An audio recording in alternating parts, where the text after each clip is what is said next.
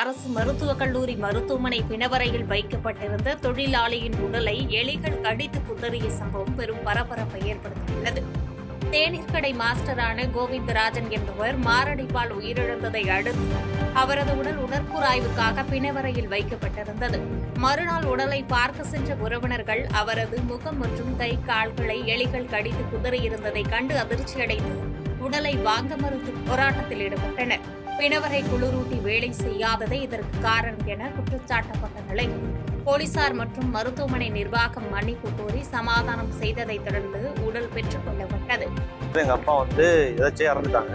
நாங்கள் என்ன பண்ணோம், ஜிஹெச் அழைச்சிட்டு வந்து இது மாதிரி உயிர் இருக்கா இல்லைன்னு சொல்லி பார்க்க சொன்னோம். அவர் உயிர் இல்லைன்னு சொல்லிட்டாங்க. சரி ஓகே உடனே எடுத்துகிட்டு போகணும்னு சொல்லி கொடுக்கவே இல்லை. சரின்னு போலீஸ் பதிச்சு எல்லாமே பண்ணி இங்கே உள்ளே வச்சுருந்தாங்க. நான் காலைல பார்க்குறோம் ஃபுல்லாக எலி கடிச்சிருக்கு.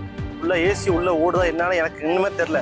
ஃபுல்லாக எலி கடிச்சு ரொம்ப மோசமாக இருக்குது பாடியை பார்க்கும்போது. அப்படி இப்போ அலங்கோலமாக இருக்குது. அது என்ன பண்ணுறது எனக்கே தெரில. அப்படி ஏன்னா வீட்டில் 200 பேர் இருக்காங்க. அவங்கள பார்க்கணும்னு சொல்லிட்டு எந்த கண்டிஷன் எடுத்துகிட்டு போது என்னன்னே தெரில. இதுக்கு என்ன சொல்ல எனக்கே ஒன்று தெரியல. நீங்கள் தான் பதில் சொன்னது என்ன பார்த்து. அவைக்கு அமைச்சரவையில் சமூக நீதித்துறை அமைச்சராக பொறுப்பேற்றுள்ள விசிகவின் வன்னியரசு புதிய அரசு சட்டம் ஒழுங்கை நிலைநிறுத்த கால அவகாசம் தேவை என்று தெரிவித்துள்ளார். மதுரை விமான நிலையத்தில் செய்தியாளர்களை சந்தித்த அவர் பெரம்பலூரில் திமுக விசிக இடையே நடந்த மோதல் துரதிருஷ்டவசமானது என்றும் நாகரிக அரசியலையே தங்கள் கட்சி விரும்புவதாகவும் கூறினார். மேலும் மேகதாது அணை விவகாரத்தில் தமிழக அரசு நிலைப்பாடை விசிகவின் நிலைப்பாடு என்றும் ஆணவ கொலைகளை தடுக்க தனிச்சட்டம் இயற்ற இந்த அரசு உடனடியாக நடவடிக்கை எடுக்க வேண்டும் என்றும் நம்பிக்கை தெரிவித்தார். விடுதலை சிறுத்தைகளுக்கு ஏற்புடையதல்ல. ஏற்கனவே இது ஆர்ப்பாட்டம் என்கின்ற பெயரில் விடுதலை சிறுத்தைகள் மாவட்ட செயலாளர் அறிவித்திருந்தார்கள். எங்களுடைய தலைவர் எழுச்சி தமிழர் தொல்காப்பியன் திருமாவளவன் அவர்கள் உடனடியாக மாவட்ட செயலாளரை தொடர்பு கொண்டு இம்மாதிரியான ஆர்ப்பாட்டம் தேவையில்லை என்று அறிவுறுத்தியிருந்தார்கள். ஆனாலும் அந்த செய்தி மற்ற விடுதலை சிறுத்தைகள் தோழர்களுக்கு தெரியவில்லை என்பதால் அவர்கள் அங்கே வந்திருந்தார்கள். வந்திருந்தவர்கள் மீது திமுக தோழர்கள் கல்லெடுத்து எறிந்து மிக மோசமான ஒரு வன்முறை செயலை அரங்கேற்றியிருக்கிறார்கள். இது ஏற்புடையதல்ல. எங்களுடைய தலைவர் அவர்கள் இம்மாதிரியான வன்முறை சம்பவங்களுக்கு எப்பொழுதுமே இடம் கொடுக்கக்கூடாது என்று சொல்லியிருக்கிறார்கள். நாங்கள் திமுகவை இன்றும் நேசிக்கக்கூடியவர்கள். கடந்த 5 ஆண்டுகள் அவர்களோடு பயணப்பட்டோம். 5 ஆண்டுகள் மட்டுமல்ல, அதற்கு முன்பும் பயணப்பட்டோம். ஆகவே தனிப்பட்ட முறையில் மரியாதைக்குரிய அண்ணன் ராசா அவர்கள் விடுதலை சிறுத்தைகள் மீது என்ன வருத்தமோ கோபமோ தெரியவில்லை. ஆனால் நாங்கள் நாகரிக அரசியலை மேம்படுத்தக்கூடியவர்கள், நாகரிக அரசியலை விரும்புபவர்கள். உசிலம்பட்டி அருகே பருத்தி எடுக்கும் பணியில் ஈடுபட்டிருந்த பெண் கூலி தொழிலாளர்கள் 3 பேர் மின்னல் தாக்கி சம்பவ இடத்திலேயே உயிரிழந்தனர். மதுரை மாவட்டம் எழுமலை சூளப்புரம் கிராமத்தில் உள்ள ஒரு தோட்டத்தில் பருத்தி பறித்துக் கொண்டிருந்த போது திடீரென மின்னல் தாக்கியது. ராமுதாய், தனிக்குடி, கணபதி ஆகிய 3 பரிதாபமாக உயிரிழந்தனர். மேலும் வள்ளியம்மாள் என்பவர் படுகாயமடைந்து உசிலம்பட்டி அரசு மருத்துவமனையில் அனுமதிக்கப்பட்டுள்ளார். இதுகுறித்து எழுமலை போலீசார் வழக்கு பதிவு செய்து விசாரணை நடத்தி வருகின்றனர். பதவியை ராஜினாமா செய்துவிட்டு வரும் அதிமுக எம்எல்ஏக்களை தாவேக்கவில் சேர்க்கும் முயற்சிகள் ஆரோக்கியமான அரசியல் சூழலை உருவாக்காது என விசிக தலைவர் திருமாவளவன் சுட்டிக்காட்டியுள்ளார். கோவையில் செய்தியாளர்களிடம் பேசிய அவர், குடியரசுத் தலைவர் ஆட்சி வந்து விழக்கூடாது என்பதற்காகவே தாவேக அரசுக்கு விசிக ஆதரவு அளித்து அமைச்சரவையில் பங்கேற்றுள்ளதாக கூறினார்.